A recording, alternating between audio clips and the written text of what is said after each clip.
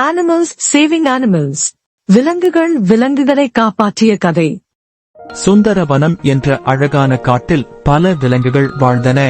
ஒவ்வொன்றும் தனித்தன்மை வாய்ந்தவை. அங்கே சிங்கம், ஆந்தை, குரங்கு, யானை, அன்புள்ள அணில் ஆகியோர் இருந்தனர்.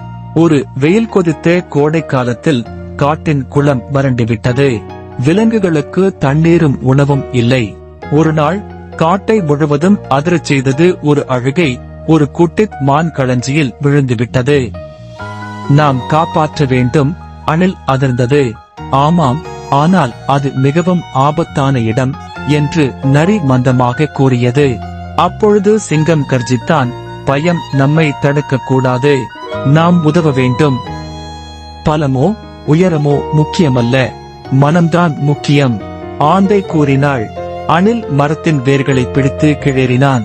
யானை தனது தும்பை கொண்டு தழைகளை இழுத்து கொடியாக மாற்றினான். குரங்கு மரங்களில் இருந்து கயிறு கொண்டு வந்தான்.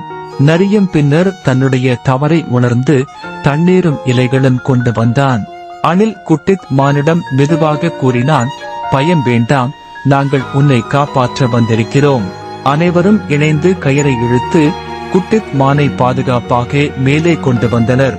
அப்போது நரி அணிலிடம் சென்று, மன்னிக்கணும், நானும் முதலில் உதவி இருக்கணும் என்றான். அணில் அன்பாக சிரித்தான். மன்னிக்கவும் என்று சொல்வது மிகவும் முக்கியம். அந்த நாளுக்கு பிறகு வனத்தில் மாற்றம் தென்பட்டது. விலங்குகள் ஒன்றுக்கொன்று உதவ ஆரம்பித்தன. உணவையும் தண்ணீரையும் பகிர்ந்தன. புதிய மரங்களை நடுவதற்கும் முனைந்து செயல்பட்டன.